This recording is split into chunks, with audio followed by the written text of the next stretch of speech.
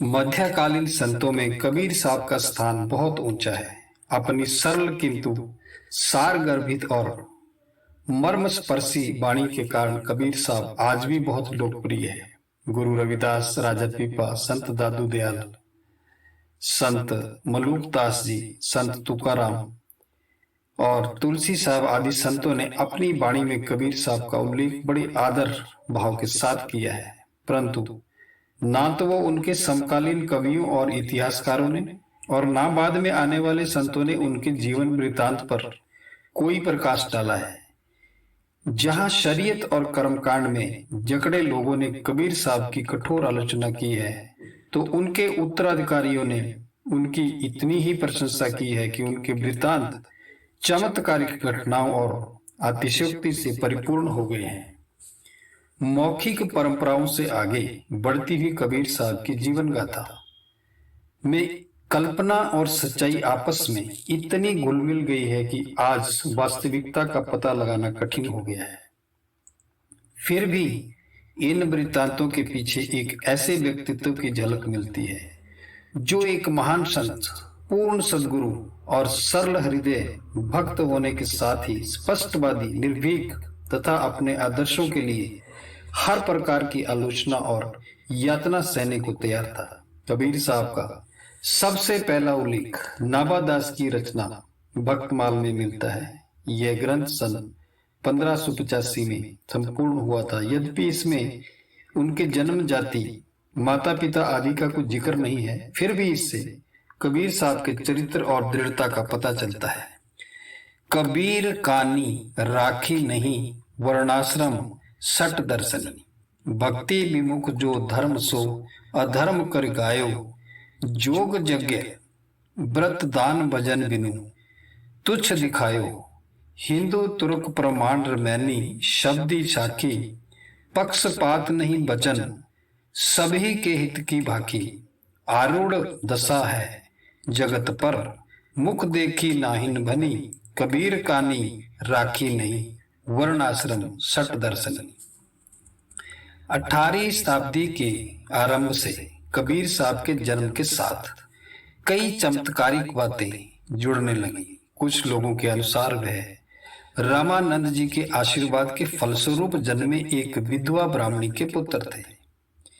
रामानंद जी ने यह ध्यान न देते हुए कि उन्हें नमस्कार करने वाली स्त्री विधवा है, आशीर्वाद दिया पुत्रवधी हो। अब पुत्र हो गया, ब्राह्मणी के बालक को बनारस के समीप लहरताला तालाब के किनारे छोड़कर चली। क्योंकि विधवा के गर्भ से पुत्र हुआ है, इसलिए घर नहीं ले जा सकती, इसलिए तालाब पर छोड़ दिया।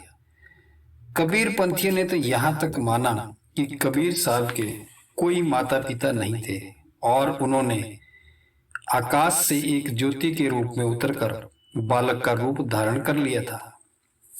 परंतु संत रविदास, गुरु अमरदास, रजब जी आदि संतों ने स्पष्ट लिखा है कि कबीर साहब ने एक मुस्लिम जुलाहिन के गर्भ से जन्म लिया।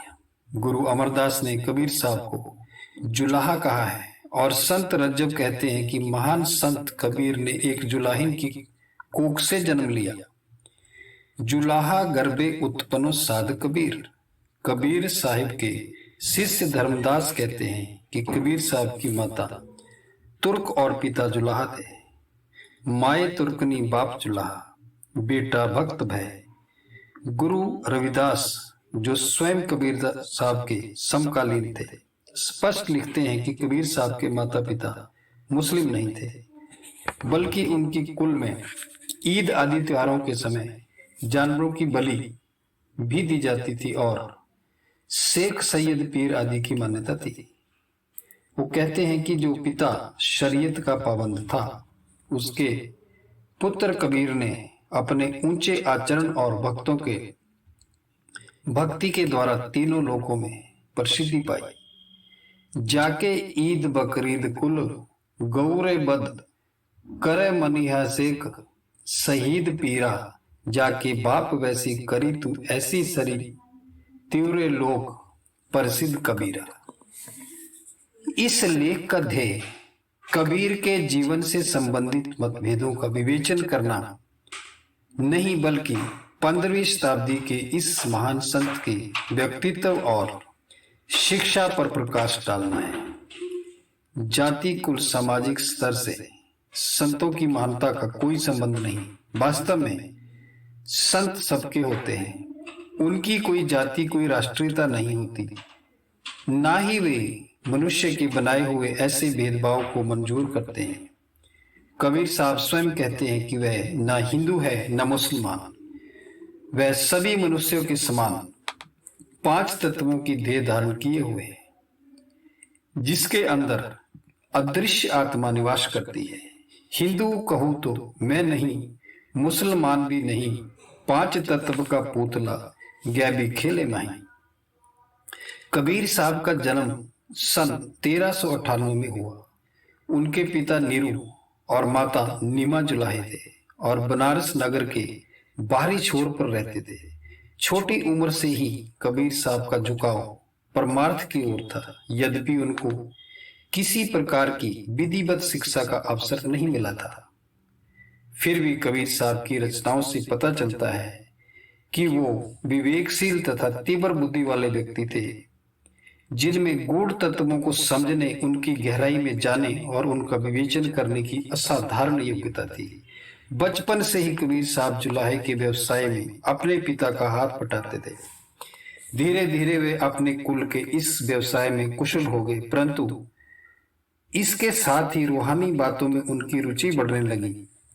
कई बार वे अपना समय आध्यात्मिक चिंतन में बिताते थे, जिसे देखकर कभी कभी उनके माता पिता चिंतित हो उठते थे। शुरू से ही कबीर साहब दयालु और कोमल हृदय थे। वह जीवन का दुख दर्द सहन नहीं कर सकते थे। सर्दी के दिनों में एक बार कबीर साहब अपने पिता के आदेश से कपड़ा बेचने दुकान को गए थे। मार्ग में उन्हें ठंड से ठिठुरता हुआ एक दरिद्र मिला। उसकी दशा देखकर कबीर से न रह गया और आधा कपड़ा उसे दे दिया, परंतु उस गरीब आदमी ने बाकी कपड़ा भी मांग लिया। कबीर साहब मना न कर सके और पूरा कपड़ा उसे देकर खाली हाथ घर लौट आए। पिता की नाराजगी हुई, डांट पड़ी, चुपचाप सहन कर लिया। कबीर के पदों से पता चलता है कि अपने जिज्ञासु जीवन के आरंभ में वे कई महात्माओं से मिले। संभव है कि उनसे कबीर साहब को संतोष न मिला हो। बनारस के छोर पर रहते हुए उन्हें शरीयत और कर्मकांड के खोखलेपन का अनुमान हो गया था। उनकी खोज बाहरमुखी पूजा पाठ, इबादत आदि में नहीं थी, किसी ऊंची वस्तु के लिए थी। कबीर साहब ने अपने जीवन में जिस मार्ग का उपदेश दिया वह शब्द का मार्ग है। जीते जी प्रभु की प्राप्ति करने और बाहर के रीति रिवाजों से हटकर अंदर जाने का मार्ग है। इस मार्ग में कबीर को किसने दीक्षा दी, उनके सदगुरु कौन थे, इसका उल्लेख नहीं मिलता। कबीर साहब ने अपनी रचनाओं में अपने जीवन के बारे में बहुत कम लिखा है। अपने सदगुरु के विषय में उन्होंने कुछ भी नहीं कहा, परंतु संत मत का यह अटल सिद्धांत है कि पूरे सदगुरु के बिना जीव को शब्द मार्ग की प्राप्ति नहीं हो सकती। स्वयं कबीर साहब ने अपनी वाणी में गुरु और गुरु के प्रति प्रेम की अपार महिमा की है। निश्चित ही शब्द मार्ग में दीक्षा देने वाले कोई संत कबीर के गुरु थे, परंतु कई अन्य संतों की भांति कबीर ने भी अपने सदगुरु का नाम प्रकट नहीं किया है। परंपरा से यह मान्यता चली आ रही है कि स्वामी रामानंद कबीर के गुरु थे। कबीर ने जब संतों के रूहानी मार्ग का उपदेश शुरू किया तो परिपाटियों में बंधे लोगों ने उनका विरोध किया और उनकी आलोचना की। मुसलमानों ने उन्हें काफिर और हिंदुओं ने निगुरा कहना शुरू कर दिया। इस आलोचना से कबीर समझ गए कि परिपाटी और कर्मकांड के गढ़ बनारस के लोग मुझे शब्द मार्ग का शांतिपूर्ण प्रचार नहीं करने देंगे। उन्होंने एक ऐसे व्यक्ति का सहारा लेना आवश्यक समझा जिसका बनारस के लोगों पर बहुत प्रभाव था। ऐसे व्यक्ति रामानंद थे, जिन्हें विद्वान शास्त्रों ने ज्ञाता और धार्मिक नेता के रूप में पंडितों, पुरोहितों और सब वर्गों ने लोगों का आदर प्राप्त था। सभी लोग रामानंद का आदर करते थे, परंतु रामानंद जी मुसलमानों तथा निम्न जाति के लोगों का मुख तक नहीं देखते थे। कबीर के लिए उनसे दीक्षा प्राप्त करना आसान न था। विश्वास किया जाता है कि उन्होंने चतुराई से रामानंद का शिष्यत्व प्राप्त किया। रामानंद प्रतिदिन सूर्योदय से पहले गंगा स्नान के लिए जाते थे। एक दिन कबीर घाट की सीढ़ियों पर लेट गए। सवेरे के धुंधले प्रकाश में रामानंद कबीर को न देख पाए और उनका पैर कबीर के सिर से लग गया। चौंक कर रामानंद बोल उठे, राम कह, राम कह। कबीर चुपचाप उठकर आ गए और उन्होंने अपने आप को स्वामी रामानंद का शिष्य कहना शुरू कर दिया। कुछ कट्टर लोगों ने रामानंद से शिकायत की और पूछा कि आपने एक मुसलमान को अपना शिष्य क्यों बनाया है। जब उन्होंने इस बात को गलत बताया तो कबीर को बुलाया गया। रामानंद ने पर्दे के पीछे से पूछा, कबीर तुम ऐसी असत्य बातें क्यों कह रहे हो। कबीर ने उत्तर दिया कि घाट की सीढ़ियों पर मेरे सिर को अपने चरण से छूकर आपने मुझे राम राम मंत्र देकर दीक्षित किया है। सत्यवादी रामानंद इस बात को इनकार न कर सके और कबीर को शिष्य के रूप में स्वीकार कर लिया, परंतु परंपरा को कायम रखते हुए उन्होंने कबीर से पर्दा रखा। मूल रूप में कबीर साहब और रामानंद जी के मार्ग में बहुत अंतर था। कबीर ने हमेशा गुरु के रूप में रामानंद का आदर किया, लेकिन उन्होंने कभी भी रामानंद की पूजा विधि और परंपरागत सम्यता जो उनकी मान्यताएं थी उनको नहीं माना। रामानंद नित्य अपने इष्ट की पूजा किया करते थे। एक दिन पूजा में मूर्ति के सिर पर मुकुट रख दिया और हार पहनाना भूल गए। हार इतना बड़ा ना था कि मुकुट पर से गले में डाला जा सके। अब रामानंद जी इसी उलझन में थे कि कोठरी के बाहर बैठे कबीर ने आवाज दी, गुरुदेव गुंडी खोलकर माला पहना दीजिए। यह सुनकर रामानंद को बड़ा आश्चर्य हुआ। उन्होंने सोचा कि यह मुसलमान जुलाहा कोई साधारण व्यक्ति नहीं है। रामानंद ने कहा, हटा दो पर्दा, कबीर से अब क्या पर्दा। रामानंद को देखकर कबीर उनके चरणों में झुकने लगे, परंतु रामानंद ने उन्हें गले लगा लिया। रामानंद श्री संप्रदाय के प्रवर्तक थे, जिसमें श्री रामचंद्र तथा सीता जी की भक्ति के साथ वेदांत और विशिष्ट दैतवाद का जो सम्मिश्रण था वह वर्ण व्यवस्था तथा बाहरमुखी क्रियाओं के समर्थक थे। परंतु कबीर के संपर्क में आकर स्वामी रामानंद भी शब्द मार्गी हो गए, जैसा कि आदि ग्रंथ में प्राप्त उनके एक पद से पता चलता है। इस पद में बाहरमुखी उपासना का खंडन करते हुए रामानंद कहते हैं कि प्रभु कहीं बाहर नहीं, शरीर रूपी घर के अंदर है। मैं अपने सदगुरु पर बलिहारी जाता हूं, जिसने मेरे सब भ्रमों को नष्ट कर दिया है। सतगुरु का प्रदान किया हुआ शब्द करोड़ों कर्मों का नाश करता है। कत जाइए रे घर लागू रंग, मेरा चितना चले मन भइयो पंग। एक दिवस मन भई उमंग, घस चंदन चोवा बहु सुगंध। पूजन चाली ब्रह्म ठाए, सो ब्रह्म बताइयो गुर मन ही पाए। जहां जाइए तह जल पखान, तू पूर रहियो है सब समान। वेद पुराण सब देखे जोए, जहां तो जाइए जो इहा न होए। सतगुरु में बलिहारी तोर, जिन सकल विकल ब्रह्म काटे मोर। रामानंद स्वामी रमत ब्रह्म, गुरु का शब्द काटे कोट करम। रामानंद द्वारा रचे कुछ और पद भी मिलते हैं जो इस भाव को प्रकट करते हैं कि कबीर के समकालीन लेखकों ने यह नहीं बताया कि उन्होंने विवाह किया था या नहीं, परंतु कबीर की मृत्यु के 100 वर्ष बाद के ऐसे कई उल्लेख मिलते हैं कि कबीर विवाहित थे और उनकी पत्नी का नाम लोई था। अपने एक दोहे में कबीर साहब स्वयं कहते हैं कि उन्होंने भी विवाह किया था। सब संतों के समान ही कबीर साहब ने भी गृहस्थ जीवन की सराहना की है। उन्होंने संतोष और शील का उपदेश दिया है, कठोर संयम, संन्यास और ब्रह्मचर्य का नहीं।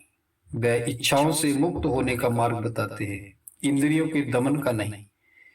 जिस सील की कबीर साहब ने महिमा की है वह आंतरिक आनंद और नाम के अभ्यास द्वारा प्राप्त होने वाला स्वाभाविक सील, जिसके फलस्वरूप संसार के भोग फीके पड़ जाते हैं।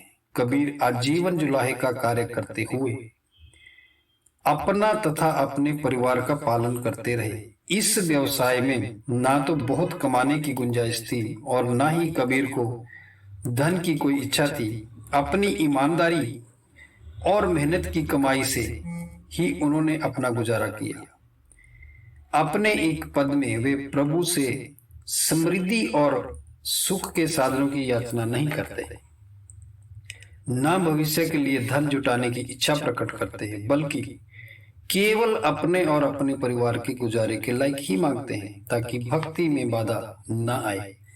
कबीर साहब के शिष्यों में राजा नवाब, सेठ और साहूकार थे, जो कबीर को सब प्रकार के सुख के साधन, धन संपत्ति और भेंट कर सकते थे, परंतु कबीर ने कभी अपने अथवा अपने परिवार के लिए कोई भेंट मंजूर नहीं की और ना ही कभी किसी के आगे हाथ पसारा। साधु अथवा संत के गुणों का वर्णन करते हुए कबीर साहब कहते हैं कि संत को अपने शिष्य का प्रेम चाहिए, धन नहीं। जो धन का भूखा है वह संत नहीं। साधु भूखा भाव का, धन का भूखा नहीं। धन का भूखा जो फिरे सो तो साधु नहीं। कबीर साहब के अनुसार मांगन गए सो मरी रहे, मरे सो मांगन जाही। अपने लिए स्पष्ट कहते हैं कि मर जाऊं मांगू नहीं। अपने तन के काज परमार्थ के कारणे मोहि न आवे लाज। संत किसी से रुपया पैसा या जमीन जायदाद आदि की कोई चीज नहीं चाहते, ना मांगते हैं, ना वो स्वीकार करते हैं, परंतु अपने शिष्य का धन संगत की सेवा में अवश्य लगवा देते हैं, ताकि उसकी कमाई सफल हो जाए, शुद्ध हो जाए। कबीर ने गुरु और शिष्य के आदर्शों को एक दोहे में इस प्रकार प्रकट किया है। शिष्य तो ऐसा चाहिए गुरु को सब कुछ दे, गुरु तो ऐसा चाहिए शिष्य से कछु न ले। कबीर के कुछ पदों से पता चलता है कि कभी कभी उन्हें तथा परिवार के सदस्यों को भुने हुए चने खाकर गुजारा करना पड़ता था, परंतु इसकी उन्हें कोई शिकायत न थी। संतोष ही कबीर का सबसे बड़ा धन था।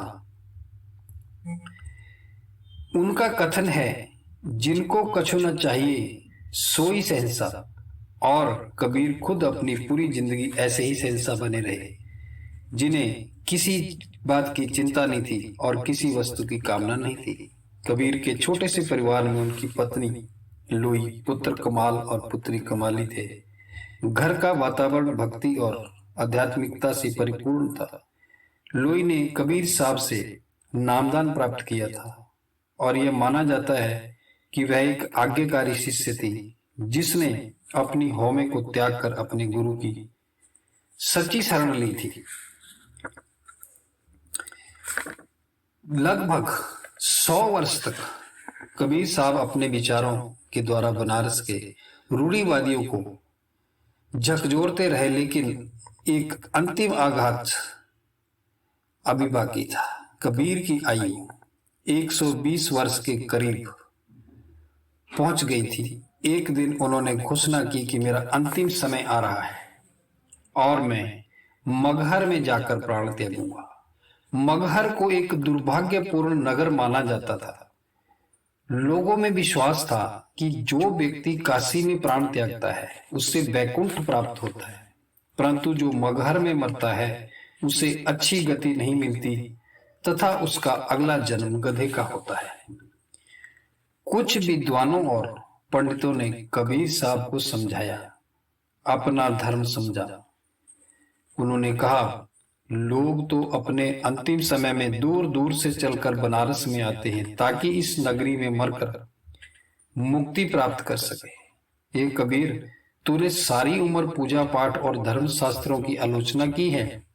इस पाप से मुक्त होने का एकमात्र उपाय पवित्र काशी नगरी में प्राण त्यागना है। कबीर का उत्तर स्पष्ट और दृढ़ था कि कठोर हृदय पापी यदि बनारस में मरेगा तो भी नरक में ही जाएगा, परंतु परमात्मा के भक्त संत यदि मगहर में मरते हैं तो भी खुद ही मुक्त नहीं होते, बल्कि अपने साथ सब शिष्यों को भी मुक्त कर देते हैं। मन हो कठोर मरे बनारस, नरक न मचिय जाई, हर का संत मरे हाडवे, ता सगली सैन तराई। इसी प्रसंग में कबीर साहब ने आगे कहा कि नरक क्या होता है और बेचारे स्वर्ग की क्या बिसात है। संतों ने तो दोनों को रद्द कर दिया है। अपने गुरु के प्रसाद से मैं स्वर्ग और नरक में से किसी का मोहताज नहीं हूं। अब तो मैं सिंहासन पर जा बैठा हूं, परमात्मा से जा मिला हूं। कबीर और परमात्मा दोनों एक हो गए कि अब उनमें कोई भेद नहीं कर सकता। कवन नरक किया स्वर्ग बिचारा, संतन दो राधे, हम काहू की कान न ढकते, अपने गुर प्रसादे। अब तो जाए चढ़े सिंहासन, मिले है सारी पानी, राम कबीरा एक भय, कोई न सके पछानी। अपने निश्चय के अनुसार कबीर साहब ने बनारस को छोड़कर मगहर की ओर प्रस्थान किया। यह उनका अंतिम लंबा सफर था। शिष्यों के लिए यह बहुत दुख भरी घड़ी थी। प्रेम के जिस आनंद से कबीर साहब ने उनके हृदय को प्रफुल्लित किया था, वही प्रेम गुरु के भावी वियोग का पीड़ा के रूप में बदल रहा था। कबीर मार्ग में रुकते हुए अपने शिष्य को भजन, सुमरन, नेक जीवन और हक हलाल की कमाई का उपदेश देते हुए मगहर पहुंचे। मगर के साथ दो दुर्भाग्यपूर्ण बातें जुड़ी हुई थी। एक तो वहां पानी की कमी थी और दूसरे वहां मरने पर दुर्गति होने का कलंक था। कबीर साहब के मगहर पहुंचने पर ये दोनों दाग मिट गए। मगहर के पास से बहने वाली आमी नदी बारिश के 1-2 महीने छोड़कर बाकी समय सूखी रहती थी। कहते हैं कबीर साहब के आने पर नदी बहने लगी और अब उसमें पूरे साल पानी रहता था। कबीर ने मगहर में चोला छोड़कर यह सिद्ध कर दिया कि संसार के सब स्थान समान है। न बनारस स्वर्ग का दाता है और न मगहर नरक का कारण। एक दिन सुबह अपने शिष्य को दर्शन देने के बाद कबीर साहब ने अपनी कुटिया में चले गए और हुक्म दिया कि कोई अंदर ना आए। जब दोपहर के बाद तक कबीर साहब कुटिया से बाहर ना आए तो उनके कुछ शिष्य अंदर गए। कबीर साहब धरती पर लेटे हुए थे। उनके मुख पर शांतिपूर्ण आभा थी, परंतु शरीर में जीवन के कोई चिन्ह न था। लहर जिस समुद्र से उठी थी उसी में जाकर वो समा चुकी थी। सन 1518 में कबीर साहब की आत्मा इस नश्वर जगत को छोड़कर परमपिता परमात्मा में विलीन हो गई। यद्यपि कबीर साहब की अवस्था 100 वर्ष से अधिक थी, उनका मुख हमेशा रूहानी ज्योति से चमकता रहता था। अंतिम दिनों तक वे अपने शिष्यों को मार्गदर्शन देते रहे और आत्मनिर्भरता के लिए करगे पर काम करते रहे। उम्र तथा सेहत उनके रूहानी मिशन को पूरा करने में कभी बाधक न बन सकी। कबीर के अंतिम दिनों के पदों में भी वे वही स्फूर्ति और वही शक्ति देखने को मिलती है जो उनकी वाणी का हमेशा विशेषता रही। कबीर साहब ने हिंदू और मुसलमान दोनों की धार्मिक परिपटियों का विरोध किया था। आप अक्सर कहते थे हिंदू कहूं तो मैं नहीं, मुसलमान भी नहीं, परंतु फिर भी उनके शिष्य में उनके अंतिम संस्कार को लेकर मतभेद हो गया। राजा वीर सिंह बघेला के नेतृत्व में हिंदू कबीर के शव का अग्नि संस्कार करना चाहते थे, तो नवाब बिजली खान और मुस्लिम शिष्य उसे दफनाना चाहते थे। दोनों पक्षों में विवाद इतना बढ़ गया कि झगड़े की नौबत आ गई। उसी समय कुछ शिष्यों ने कबीर साहब के शव की ओर सबका ध्यान आकर्षित किया। कहते हैं कि कपड़ा हटाने पर शव के स्थान पर फूलों का ढेर मिला। कबीर के महान जीवन का यह उचित अंत था, क्योंकि इस महान संत ने भी अन्य सब संतों के समान कभी जाति और धर्म को मान्यता नहीं दी। मनुष्य के बनाए हुए इन भेदभावों को कभी स्वीकार नहीं किया। कबीर ने अपने निजी जीवन द्वारा समता और सहिष्णुता के मार्ग पर चलने की प्रेरणा दी। उनके अनुसार मनुष्य की सच्ची महिमा जाति, कुल, धर्म के स्थान पर परमात्मा से मिलाप करने पे है। जाति में कुछ नहीं रखा, धर्म में कुछ नहीं रखा। जब तक परमात्मा से मिलाप नहीं हुआ, उसकी कोई भी जात नहीं है। कबीर के अपने शब्दों में, साधारण जुला होते हुए भी वे प्रभु मिलाप की श्रेष्ठ अवस्था प्राप्त कर चुके थे।